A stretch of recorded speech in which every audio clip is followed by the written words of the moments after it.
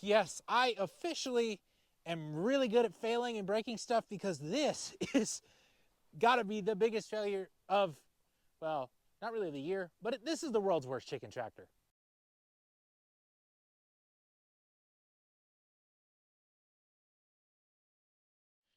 Hello, welcome back to American Beef Ranch. My name is Jesse. Thank you for taking a few minutes of your day to take a look at this chicken tractor and why it failed. Now, it looks pretty robust, and I'm going to take you around and show it to you. This chicken tractor is pretty robust. Now, originally, it wasn't a chicken tractor, and that's problem number one. Problem number one is this was designed as a mobile sheep pen. So it has a oil-filled pipe frame all the way around it, and it's got panels that go all the way around it. As you can see here, these are sheep panels, and they surround the entire thing. Then on the back there, I went ahead and I put a tarp, obviously, to give the chickens some shade. And then, when I was converting this, I went ahead and put some chicken wire on the inside, to keep the chickens in. And then we covered the top with wire too to help protect the chickens from predators in the air.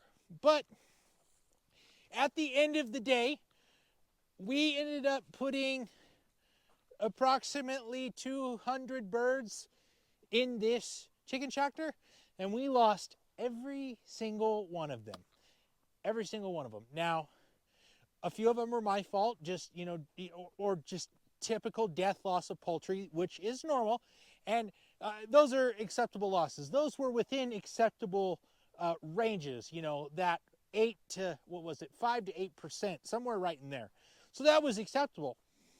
The problem is that this chicken coop is flawed, and I mean flawed to the point that it causes chicken death at a rate that is unimaginable. Like many other organic and regenerative farms and things like that, we want to be able to move these chickens, and we did. We started here at the other end of this pasture down there where that big line of tree is, and we ended up working all the way around over here on this side and then moving back over to this side before we pulled it down this way. And it became apparent that we were going to have to do a few things to keep the birds safe and keep them from getting out. So what we did is we went ahead and we had a 2x6 that went in front here, obviously to keep the birds out from coming underneath there and things like that. The problem is that the ground back here is really uneven, so we never could get the frame fully on the ground. And so without getting the frame fully on the ground, it was always hard to keep all the birds in, especially when they were little. And so after a while, we struggled, and unfortunately, we had quite a predator problem, quite a skunk problem. One night, about 50 birds ended up getting out of the coop when they were almost ready for butcher, and the skunks annihilated them all. Like they were just, I woke up the next day, came to feed them, take care of them, and they were just destroyed. I mean, completely gone. And the reason is that one piece of steel is in the wrong place. So if you look here, you can see this steel pipe here. If this steel pipe was out here on the edge underneath this panel right here, we would have had all of those birds, well, most of the birds except for our regular death loss, get to the butcher and we'd have them in their freezer. And that really sucks. Because the reason we bought some chickens is because we're trying to spread out our cash flow, have a little more, cash flow, about 12 months worth of cash flow instead of just one big payment a year from the farm crops on the 185 acres of farm ground. We have about 330 other acres that we have that are native grazing lands and other things, and we want to try to use those to make some extra money. And so, poultry is a good way to do that. But unfortunately, this chicken coop or chicken tractor is not going to work. We're going to have to get something different. And I found a few different coops, and I kind of want to tell you guys about them just a little bit, and then I want you to let me know down below in the comments what you think ones I should get. All right, so there's a couple different styles of coops that I've really been looking at.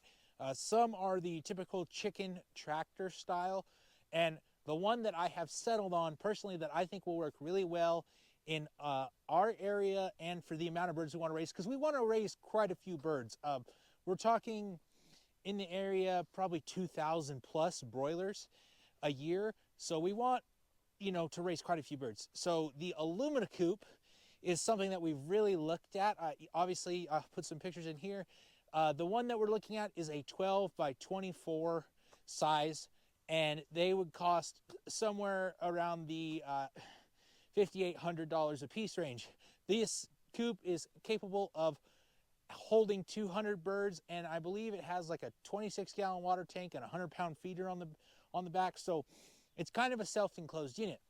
The one thing that I really like about the Illuma Coop is it's really short to the ground. That's important to me because I'm going to try to, you know, run these birds underneath a pivot. And so a pivot only has so much clearance, and you can get taller pivots, but obviously it's expensive. I got to work with what I got. So I want to be able to have the pivot water over the top of it so I'm not messing up my watering schedule or anything like that. The other one we have looked at is the mobile chicken house coop, broiler coop. And I think that's what it's called. But anyway, it's basically a greenhouse on wheels that you pull with it's got to be pulled with a little bit bigger piece of equipment. And so you can have, I think, either 300 size or a 600 size. And they basically are just a greenhouse with wheels that you pull across the ground. They are supposed to be really good with predators, just like the Illuma Coop is. But they are quite a bit more expensive. I can purchase so if we were looking at the big one, the 600 bird mobile chicken house, I can purchase 6 of the Illuma Coops, or 1,200 birds worth of space, for one of the 600 of the mobile chicken house. And so I'm trying to figure out which is going to be the best for our operation. I personally am really leaning toward the Illuma Coop, but I know that it's got its pluses and minuses, and the mobile chicken house may be better. The mobile chicken house is pretty much 100% automated, so it has onboard water and onboard feed that usually lasts about a week on the feed, and every other day for the water. You're able to pull them. They're not super tall, and they should be able to fit under the pivot. I'm not 100% sure, but they should be able to fit under a pivot. And I just have to have taller sprinklers, which I don't really like because that hurts our water efficiency. But there is, you know, still they should fit under the pivot. The biggest difference I see between the two coops is that the Illuma Coop, you know, it is smaller. I can go move it by hand, right? I don't have to have a UTV, an ATV, or a tractor to go move that coop. As to where if I was to get the bigger mobile chicken house, I'm going to have a small tractor to move that coop around. I also, you know, you have to bring feed and water to that. So it's some way you're going to have to bring water to both of them. So that kind of washes out.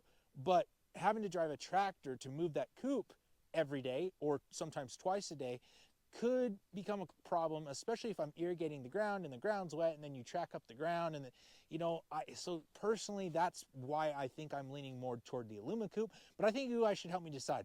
You should tell me what I should do, because guess what? This is the worst thing I've done in chicken so far, so it can only get better from here. God bless. Have a wonderful day. We'll see you next time.